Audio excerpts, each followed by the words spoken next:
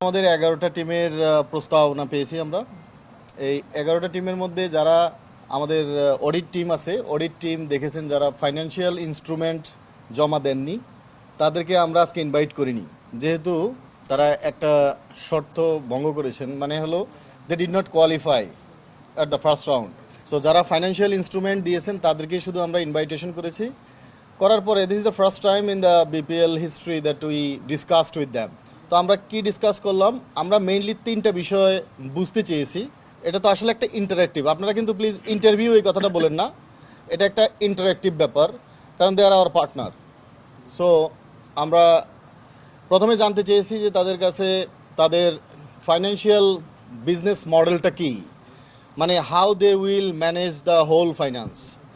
And অনেকে আছে যেমন ধরেন 1000 কোটি টাকার প্রপার্টি, 1000 কোটি টাকার বিজনেস আছে, বাট এই খেলার জন্য তার বাজেট আছে কি না, বা না থাকলে সে কীভাবে করবেন, এটা এটা আমরা বুঝতে চেয়েছি ফার্স্ট। সেকেন্ড, আমরা বুঝতে চেয়েছি যে ওনাদের ম্যানেজমেন্ট আছে কি না, খেলা চালানোর মতো ম্যানেজমেন্ট।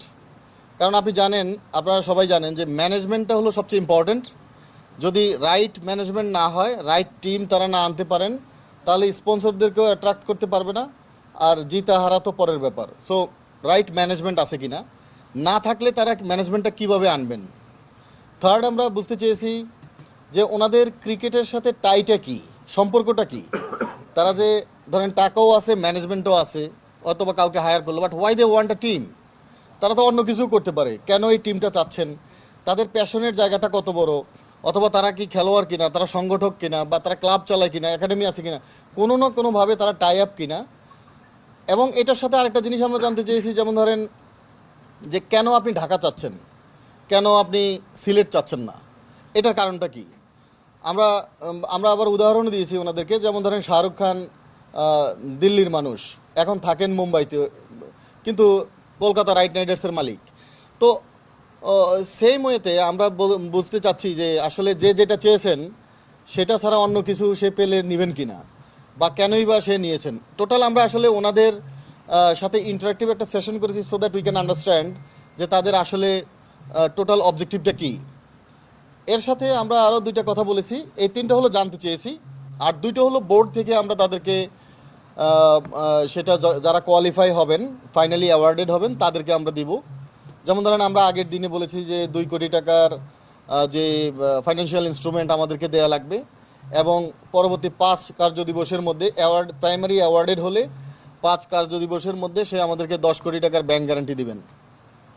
সো ব্যাংক গ্যারান্টি আবার 5টা ব্যাংক যেগুলো আছে, যেমন ধরেন ইসলামিক, সোশ্যাল ইসলামিক ব্যাংক, এরকম 5টা ব্যাংক আছে যারা একীভূত হয়ে অন্য ব্যাংক হবেন, ওইসব ব্যাংকের হলে হবে না। মানে এটা আমাদের অডিট টিমে আমাদেরকে বলেছেন, বাংলাদেশ ব্যাংকের শরণাপন্ন হয়ে। সো কোন কোন ব্যাংকের হবে, কোন কোন ব্যাংকের হবে না, সেটাও আমরা বলে দিব গাইডলাইনটা।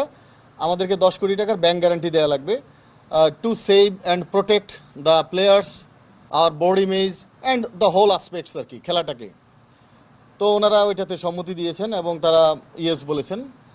আরেকটা কথা আমরা বলেছি যে প্রথমে তো আমরা বোর্ড থেকে ধরেন কথার কথা, ওনারা যেভাবে একটা টিম নিয়ে টিমকে যা ইচ্ছা তা করতে পারবে না, মানে যেভাবে ইচ্ছা সেভাবে চলতে পারবে না। There should be some code of conduct. So আমরা কোড অফ কন্ডাক্ট বোর্ড থেকে ঠিক করে দিব, সেই কোড অফ কন্ডাক্টে তারা টোটাল গেমটা পরিচালনা করবেন। আরেকটা ব্যাপার আমরা বলেছি, ইন্টিগ্রিটিতে 0 টলারেন্স। আমরা ক্রিকেটীয় ইন্টিগ্রিটি বলতে যা বুঝি আপনারা নিশ্চয়ই সবাই অবগত, এখানে 0 টলারেন্স নীতি আমরা অবলম্বন করব। সেটা বল বয় থেকে শুরু করে ওই মালিক পর্যন্ত, অথবা আমাদের বোর্ড ডাইরেক্টর থেকে শুরু করে প্রেসিডেন্ট পর্যন্ত, বা আমরা জার্নালিস্ট যারা আছেন, বা ইভেন দর্শকরা যদিও আমাদের আইনের আওতার বাইরে, কিন্তু রাষ্ট্রীয় আইন তো আছে তার জন্য। সো টোটাল ক্রিকেট ইন্টিগ্রিটিটাকে আমরা 0 টলারেন্সে নিব, এবং সেই ক্ষেত্রে আমরা এই 2টা জিনিস বলেছি। একটা হলো এই কোড অফ কন্ডাক্ট আমরা একটা ঠিক করব, সেই কোড অফ কন্ডাক্টটা তাদেরকে প্রতিপালন করা লাগবে। আর 2 নম্বর হলো বিজনেস, এই টোটাল বিপিএলটা একটা বিজনেস মডেলে কিভাবে নিতে পারবে, এটা করতে পারবে, কিন্তু অ্যাকসেপ্ট যে কোনো ইন্টিগ্রিটি বায়াস হবে সেটা আমরা করতে দেব না।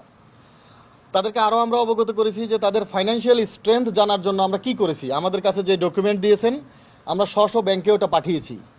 আপনারা জানেন যে অনেক সময় অফিসের মালিক তো আর সব কাজ করে না, আপনার অ্যাসিস্ট্যান্ট করতে পারে, কেউ কম বেশি কাগজ দেয়া ভুলবশত কিছু দেয়া বা একটা ইম্পর্টেন্ট কাগজ মিস করা এরকম যেন না হয়, সেজন্য আমরা ব্যাংকে পাঠিয়েছি।